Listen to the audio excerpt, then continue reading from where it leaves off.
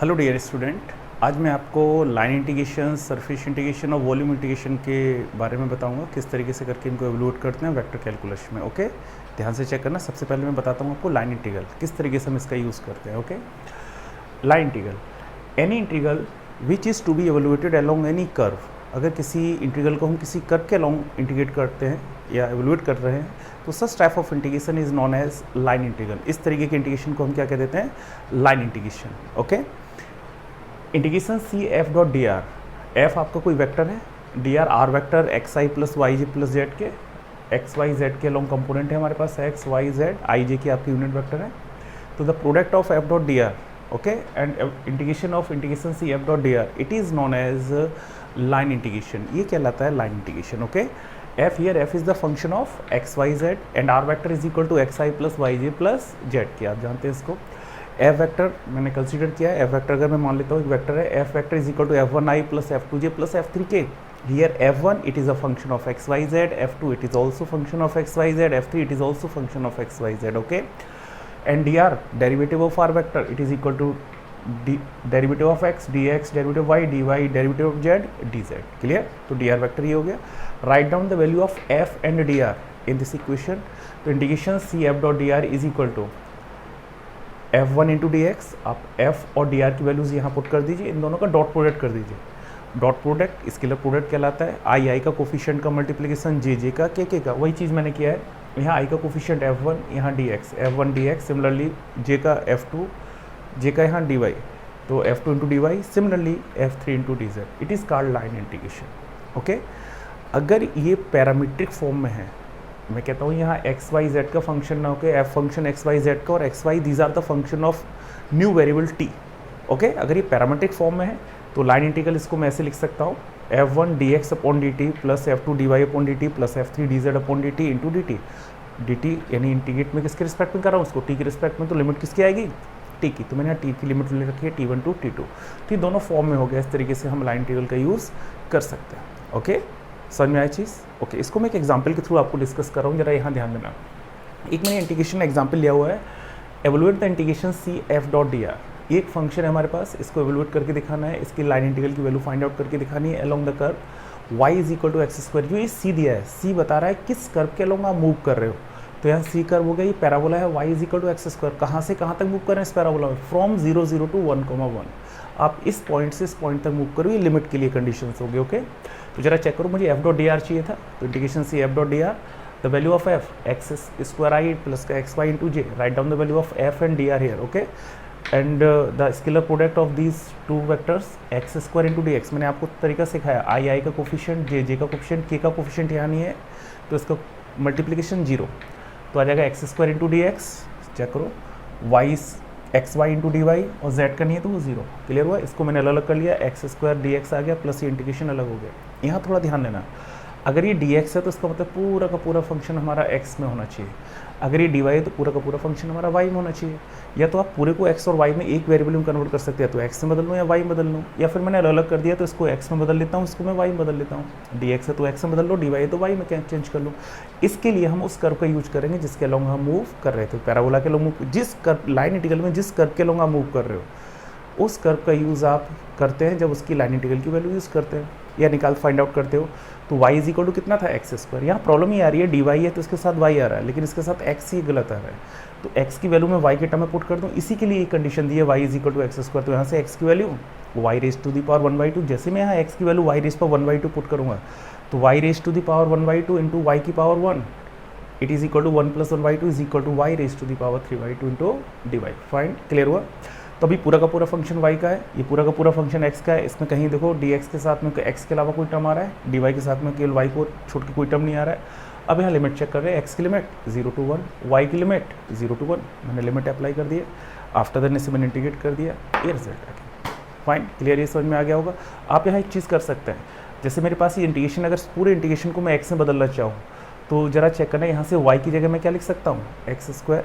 और अगर मैं यहाँ से डी वाई की वैल्यू निकाल लूँ तो कितना आ जाएगा? D Y is equal to 2x into D X. यहाँ पर पुट कर सकते हैं y और डी वाई की वैल्यू, पूरा का पूरा फंक्शन x में कन्वर्ट हो जाएगा। x की लिमिट लगाइए, इंटीग्रेट कर दीजिए, लाइन इंटीग्रल फाइंड आउट हो जाएगा। क्लियर हुआ चीज़? आई होप ये समझ में आया होगा। ओके अब इसके बाद मैं आपको डिस्कस करूंगा सरफेस इंटीग्रेशन। ओके फटाफट इस चीज़ को चेक करो, मैं इसके बाद सरफेस इंटीग्रेशन को डिस्कस करूँगा। आपको बताता हूँ surface integration, how to evaluate surface integration in vector calculus. Okay any integral which is to be evaluated along any surface is called surface integration. अगर किसी इंटीग्रल को किसी सरफेस के अलोंग फाइंड आउट करते हैं तो उसको हम क्या कह देते हैं, सरफेस इंटीग्रेशन कह देते हैं। ओके जैसे लिखा हुआ है double integration S F dot N into D S. F यहाँ वेक्टर है, एन कैप आपका यूनिट वेक्टर है, it is a unit vector normal to the surface, and D S वो सरफेस होगी जिस सरफेस के अलोंग हमें मूव करना है। ओके तो अगर मैं कहता हूँ कि एफ आपका वेक्टर है, एफ वेक्टर है तो F1i plus F2j plus F3 के करके आप लिख सकते हैं। नहीं एफ वेक्टर है तो एफ वेक्टर को मैं कैसे लिख सकता हूँ, F vector is equal to F1i F2j F3 into K. Clear? अगर एफ वेक्टर है हमारा तो मैं इसको इस तरीके से लिख सकता हूँ, यहाँ आई का कोफिशिएंट F1, जे का कोफिशिएंट F2, के का कोफिशिएंट F3, वही मैंने यहाँ पर यूज किया है F1। बेटा इसको लिख सकते हैं हम इस तरीके से, जब हम आई मीन्स एक्स वाई, जैसे मैं कहता हूँ यहाँ पर मेरे पास, यहाँ समझना जरा, ये हमारे पास एक्सेस है, ये आई, ये जे, ये के, ये एक्स एक्सेस है, ये वाई है, ये जेड है। ओके ज़रा ध्यान देना इसको। अगर मैं कहता हूँ बेटा यहाँ एन, मैंने क्या कहता हूँ, N is the unit vector normal to the surface. जैसे ये सरफेस है, इसके जो परपेंडिकुलर वेक्टर होगा ये एन कैप है। कोई भी सरफेस है उसके जो परपेंडिकुलर आउटवर्ड जो वेक्टर होता है it is called N cap, उसको हम एन कैप कह देते हैं। N cap is the unit vector normal to the surface outward direction. किस डायरेक्शन में? आउटवर्ड डायरेक्शन में। तो बेटा जब हम यहाँ पर इस प्लेन की बात कर रहा हूँ, ये आई किसके परपेंडिकुलर है? अगर आप चेक करो, आई मीन्स एक्स एक्सिस, ये प्लेन परपेंडिकुलर होगी वाई जेड प्लेन के। क्लियर? ये वाई जेड प्लेन की परपेंडिकुलर होगी। तो आप जरा ध्यान से देखना, जब मैं F1 मीन्स आई का जब कोफिशिएंट लूँगा तो इसके साथ में क्या यूज़ किया मैंने, डी वाई, डी यानी डी एस कन्वर्ट हो जाएगा, डी वाई इंटू डी यानी सरफेस की बात कर रहा हूँ मैं, जो वाई जेड प्लेन में होगा। ऐसे ही जब मैंने F2 लिया है, F2 है जे के लिए, जे का मतलब हो गया वाई, इसका मतलब है F2 जो आप लेके चलेंगे तो वो किसके लिए लेके चलेंगे, इन एक्स जेड प्लेन। तो वहाँ मैंने यहाँ पर D Z into D X use कर लिया।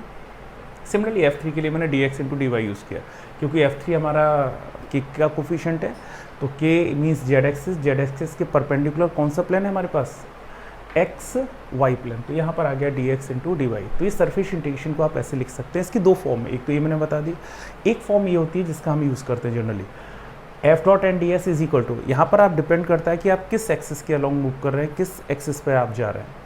अगर आप एक्स वाई प्लेन से बाउंड सरफेस को फाइंड आउट करना चाह रहे हैं तो डी एस को हम रिप्लेस कर देते हैं D X into D Y upon N dot K. अब जरा ध्यान देना, डी एक्स और डी वाई आया, एक्स और वाई आ रहा है, क्या चीज़ नहीं आ रही है, जेड। जेड के लिए यूनिट वेक्टर क्या होता है, के कैप, तो एन डॉट के आ गया। क्लियर? अब यहाँ पर मैंने इसी फॉर्मूले को मैंने ऐसे लिखा हुआ है, आप इसको ऐसे भी लिख सकते हैं। अगर मैंने वाई और जेड सरफेस, ये फ्री है आपके इसके लिए, जो भी सरफेस हो जो क्वेश्चन में दिया है उसके अकॉर्डिंग हम फॉर्मूला यूज़ करते रहते हैं। अगर वाई जेड प्लेन में आप जा रहे हैं, अगर यानी डी एस हमारा किस में है, वाई और जेड, यानी डी वाई डी जेड मैंने रिप्लेस कर दिया तो डी वाई डी जेड आ गया। इसमें किस चीज़ को मैंने यूज़ नहीं किया, एक्स, तो एक्स के लिए यूनिट वेक्टर क्या होता है, आई, तो नीचे आ गया एन डॉट आई, और मॉडुलस है इसमें, इसकी पॉजिटिव वैल्यू लेते हैं। ऐसे ही अगर मैंने कहा कि अगर आप जेड एक्स प्लेन में चले गए, तो अगर जेड एक्स प्लेन में चला गया तो यहाँ नीचे आ जाएगा एन डॉट, क्या चीज़ नहीं आ रही है, वाई, वाई के लिए यूनिट वेक्टर जे, तो एन डॉट जे। आप इसका यूज़ करके वैल्यू फाइंड आउट कर सकते हो। इन तीनों में से किसी भी फॉर्मूले का आप यूज़ कर सकते हो, जो भी आपको क्वेश्चन में कंडीशंस दी जाती हैं उसके अकॉर्डिंग हम इसका यूज़ कर लेते हैं। ओके बेटा यहाँ मैंने एन कैप को लिख दिया। अगर एन कैप कोई X axis, Y axis, Z axis है तो उसके लिए एन कैप आई जे के में यूज़ कर लेता हूँ, इसके परपेंडिकुलर एक्स एक्सिस है तो आई कैप हो जाएगा, अगर इसके परपेंडिकुलर वाई एक्सिस है तो उसके लिए जे कैप हो जाएगा, इसके परपेंडिकुलर जेड है तो के कैप हो गया, और अगर डाउनवर्ड है तो माइनस के साथ चला जाएगा। लेकिन अगर कोई सरफेस है, जैसे एक बॉल है, ओके जैसे मान लिया ये बॉल है, बॉल के अगर सरफेस पे आउटवर्ड चेक करोगे तो वो तो नॉर्मल इस तरीके से मूव करेगा। तो यहाँ पर एन कैप की वैल्यू फाइंड आउट करने के लिए हम क्या यूज़ करते हैं, इस फॉर्मूले का मैं यूज़ करके वैल्यू, किसी भी सरफेस के लिए आपको एन कैप निकालना है इसका यूज कर सकते हैं। एन कैप इज इक्वल होता है grade F upon mod of grade F. इससे मैं यूनिट वेक्टर निकाल सकता हूँ नॉर्मल टू एनी सरफेस, जिस सरफेस के लिए निकालना उसका आप ग्रेडियंट निकालिए और उसके मॉड से डिवाइड कर दीजिए, उस सरफेस का एन कैप फाइंड आउट हो जाता है। ओके अब इसको मैं एक एग्जाम्पल के थ्रू फटाफट जल्दी से समझाता हूँ, जरा यहाँ पर चेक करना है। मैंने एक एग्जांपल यहाँ पर लिया हुआ है, evaluate the integration F surface integration F dot N D S. इसकी वैल्यू मुझे फाइंड आउट करनी है। इसके लिए मुझे एक फंक्शन दिया है, एफ इज इक्वल टू, ये फंक्शन दे रखा है मैंने, आई जे के साथ फंक्शन वेक्टर फंक्शन आ रहा है, और यहाँ जो ये एस है, एस सरफेस को इसने बाउंड किया है, किस सरफेस के द्वारा बाउंड किया है, S is the surface of the sphere. ये स्फीयर एक आपको दे रखा है, एक्स स्क्वायर यानी बॉल हो गई एक, X square plus Y square plus Z square is equal to 1। इस स्पीयर के द्वारा बाउंड है in the first octant. First octant का मतलब हो गया सारी जो लोअर वैल्यूज होंगी वो पॉजिटिव होंगी, हम सब लोअर वैल्यू जीरो से स्टार्ट करेंगे, कोई वैल्यू नेगेटिव नहीं होगी। फर्स्ट ऑक्टेन में सारी वैल्यूज कहाँ से स्टार्ट होती हैं? जीरो से। ओके, कोई वैल्यू नेगेटिव नहीं होती है, ये ध्यान हो गया। इसका मतलब लोअर लिमिट्स मेरे पास जीरो हो गई सारी। अगर ये फर्स्ट ऑक्टेन नहीं कहता तो यहाँ नेगेटिव से पॉजिटिव के बीच में हम लिमिट्स वगैरह निकालते हैं, उसमें नेगेटिव वैल्यू भी आप चूज़ कर सकते हैं, सेलेक्ट कर सकते हैं। ओके, तो सबसे पहले क्या होता है कि जब कोई फंक्शन के लिए सरफेस इंटीग्रेशन निकालना है तो सबसे पहले उस सरफेस के लिए हम एन कैप फाइंड आउट कर लेते हैं कि उस सरफेस जिससे सरफेस बाउंड थी उसके लिए एन कैप कितना होगा। तो मैंने बताया यहाँ ये स्फीयर के द्वारा बाउंड था, तो एन इसको मैं स्मॉल एफ मान लूँ, ये कैपिटल एफ है, ये स्मॉल एफ ले लिया मैंने, इसको small F is equal to मान लिया। इसका मैं यूनिट वेक्टर निकालता हूँ तो इसका फटाफट ग्रेड ले लो। ग्रेड लेने का मैंने आपको तरीका बताया, इसका डिफरेंशिएशन करो एक्स के रिस्पेक्ट में, उसमें आई का मल्टीप्लाई कर दो, वाई के रिस्पेक्ट में करेंगे, उसमें जे का मल्टीप्लाई, जेड के रिस्पेक्ट में करेंगे, के का मल्टीप्लाई, आफ्टर देन इसका मॉड ले लूँ, सॉल्व किया, एन कैप ये आ गया। क्लियर हुआ इतना? एन कैप ये आ गया। अब ये वैल्यू मैं उठा के यहाँ पुट कर दूँ, क्योंकि देखो एफ आपको दिया गया था, एन कैप आपने ये फाइंड आउट कर लिया, और डी एस को मैं चेंज करके लिख सकता हूँ इनमें से किसी एक पैरामीटर से। जनरली आप इसका ज़्यादा यूज़ करते हैं, ओके, एक्स वाई प्लेन में ज़्यादा लेते हैं, तो मैंने वही लिया है। डी एस को मैंने रिप्लेस कर दिया, डी मैंने फॉर्मूला लिखा सरफेस इंटीग्रेशन का, आप ऐसे यूज कर सकते हैं, F dot N into D X into D Y upon N dot K. अब जरा देखना, एफ की वैल्यू मैंने पुट कर दी, एन कैप की वैल्यू मैंने पुट कर दी, D X D Y upon बेटा एन डॉट के, एन ये लिखा हुआ है, इसका मैं के साथ डॉट प्रोडक्ट करूँगा तो ये जीरो, के डॉट के वन, केवल जेड ही तो बचेगा, तो मॉड ऑफ जेड लिख दिया। तो जेड लिखूँ या मॉड ऑफ जेड एक ही चीज़ है, अगर बाई चांस नेगेटिव होता है वो भी बाहर पॉजिटिव भी आएगा। ओके, अब जरा चेक करना है, इसका डॉट प्रोडक्ट इसके साथ करो, आई का आई के साथ, जे का जे के साथ, के का के साथ, तो एक्स वाई जेड, ये भी एक्स वाई जेड, ये भी एक्स वाई जेड, 3 बार आ जाएगा। ये कितना हो गया? 3 XY Z अपॉन में जेड, ये जेड से एक जेड कैंसिल आउट हो गया, क्या बचेगा? 3 बाहर ले लिया, अंदर बचेगा एक्स वाई, ये लिख दिया मैंने, X Y D X into D Y. अब बेटा यहाँ लिमिट्स चेक करना, जरा लिमिट्स मैंने किस तरीके से यूज किए वो जरा देखो।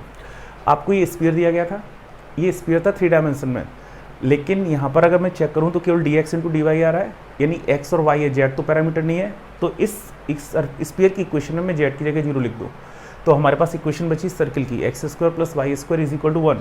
अगर यहाँ डी वाई डी जेड होता तो मैं इसमें एक्स के पे 0 पुट कर देता, अगर यहाँ पर डी जेड और डी एक्स होता तो मैं वाई की जगह 0 पुट कर देता। ओके, लेकिन यहाँ पर डी एक्स डी वाई तो मैंने किसको पुट कर दिया? जेड की जगह 0 पुट कर दिया, इक्वेशन आ गई X square plus Y square is equal to 1। तो यहाँ से वाई की value plus minus under root 1 minus X square. अब जब मैं एक्स की वैल्यू निकालूंगा तो वाई 0 पुट कर दूंगा, तो एक्स की वैल्यू आ जाएगी प्लस माइनस 1। ओके, अगर यहाँ पर ये फर्स्ट ऑक्टेट नहीं कहता तो मेरी लिमिट्स थी माइनस से लेके प्लस तक, माइनस वाली लोअर लिमिट, प्लस वाली अपर लिमिट, वैसे यहाँ माइनस वाली लोअर लिमिट, प्लस वाली अपर लिमिट, लेकिन मुझे फर्स्ट ऑक्टेट कहा है तो इसका मतलब सारी लोअर लिमिट्स 0 से स्टार्ट होगी, इसलिए मैंने दोनों की लोअर लिमिट 0, एक्स की लिमिट 0 से 1, वाई की लिमिट 0 से लेके कितना हुआ 1 माइनस एक्स स्क्वायर। इंटीग्रेट कर दो बेटा, Y integration of Y square upon 2, limit लगा दी, सॉल्व किया, वैल्यू आ गई, इसको मैंने फिर इंटीग्रेट कर दिया विद रिस्पेक्ट टू एक्स, ये आ गया, रिजल्ट आ गया। इस तरीके से हम सरफेस इंटीग्रेशन फाइंड आउट कर सकते हैं किसी भी सरफेस के लिए। बहुत अच्छा प्रोसेस है, जरा से देखना, इसका आप स्क्रीनशॉट लेके इसको देख के तैयार कर सकते हैं फटाफट, और मैं फटाफट आपको वॉल्यूम इंटीग्रेशन और डिस्कस करता हूँ इसके बाद में। ओके, वॉल्यूम इंटीग्रेशन में बहुत ज़्यादा चीज़ें डिस्कस करने की जरूरत नहीं है। वॉल्यूम इंटीग्रेशन अगर मैं लिखना चाहूँ तो मैं यहीं आपको समझा देता हूँ, जरा ध्यान देना इसको, ये चीज़ तो क्लियर हो गया होगा। अगर मैं वॉल्यूम इंटीग्रेशन की बात कर रहा हूँ तो वॉल्यूम इंटीग्रेशन किसको कहते हैं वो मैं आपको यहाँ बता देता हूँ। अगर मैं किसी भी इंटीग्रेशन का एवोल्यूशन किसी वॉल्यूम के अकॉर्डिंग करता हूँ तो उसको हम कह देते हैं वॉल्यूम इंटीग्रेशन। ओके,